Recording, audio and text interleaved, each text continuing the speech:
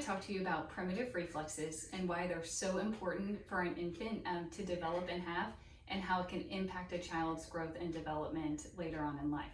A primitive reflex is a reflex that an infant's born with, which means they have it in utero and that's when it develops. The important thing about a primitive reflex is that it's an automatic response and it's not volitional. So it just happens naturally. It's a natural response from the baby's body and reacting to a type of stimulus. There's 4 different reflexes that I'm going to talk to you about today and show you how you can elicit them, and then some exercises we can do to integrate them. And those 4 are going to be the Moro reflex, the Palmar reflex, the tonic labyrinthine reflex, and the asymmetric tonic. The first reflex I'm going to talk to you about is called the Moro reflex. The Moro reflex is often referred to as the startle reflex, and it's really the fight or flight response for an infant. Sometimes a retained Moro reflex will be seen in children who are diagnosed with ADHD and autism spectrum disorder. Now, to elicit a reflex, you would normally hold an infant and you would tip their head back and you would expect to see their arms flail and their legs to flail to get away from a stimulus. In older children, we can elicit a reflex by going, wah! The next reflex I want to talk to you about is called the Palmar reflex. In infants, you'll easily see this reflex when you put your finger in a baby's palm and they naturally grab it and hold on. And we always think infants just love us because they do that, but it's really a reflex. And typically they have that reflex until they're around 3 to 6 months of age, and that's when it starts to integrate. When it doesn't integrate correctly, sometimes we'll see older children who have difficulties with handwriting, difficulty with visual motor skills, and we really want to address those things so that they can be successful academically. The way you elicit a Palmar reflex is you'll take a child's hand, and I typically stroke the palm with a pencil, and the response I expect, if it's retained, is that they'll close and grab at the stimulus that was there. But he does not have a Palmar reflex.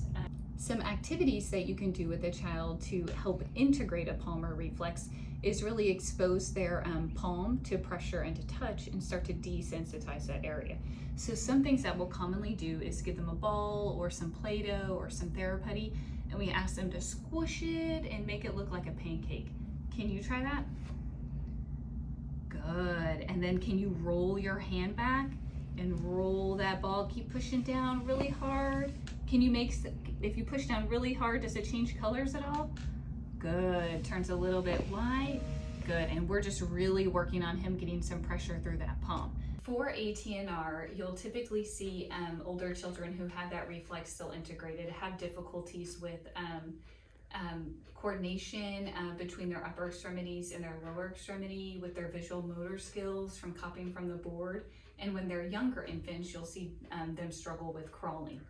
A way that you can work on exercises to integrate the ATNR is have the child get in all fours.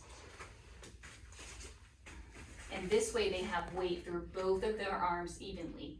And what I'm gonna ask you to do is turn your head to the right and look to the right at me. Good. And look at the weight stays distributed equally between both hands, which indicates that she does not have a retained ATNR.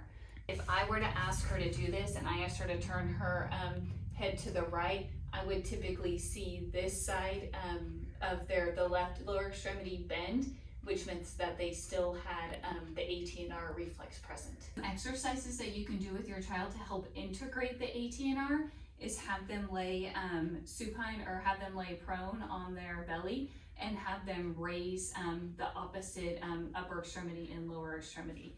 So for you, I'd like you to lift your right arm up and lift your left leg up.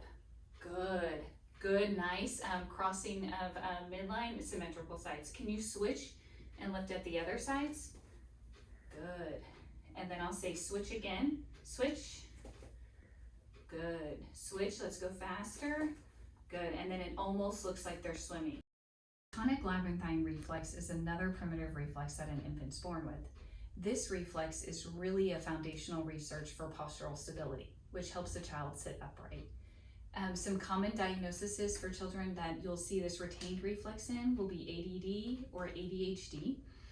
Some signs and symptoms of this reflex being retained is they have poor balance, poor spatial awareness, sometimes they'll walk on their toes, and they'll have poor posture and muscle weakness. Test for the tonic labyrinthine reflex, I'm gonna ask the child to lift their chest and arms up off the mat and both their legs up off the mat.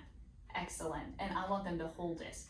A sign that this would be retained and TLR would still be present is if the legs were bent or the arms were bent, and this child does not have a TLR retained. To test for the tonic labyrinthine reflex, I'm gonna ask the child to lift their chest and arms up off the mat and both their legs up off the mat. Excellent, and I want them to hold this. A sign that this would be retained and TLR would still be present is if the legs were bent or the arms were bent, and this child does not have a TLR retained.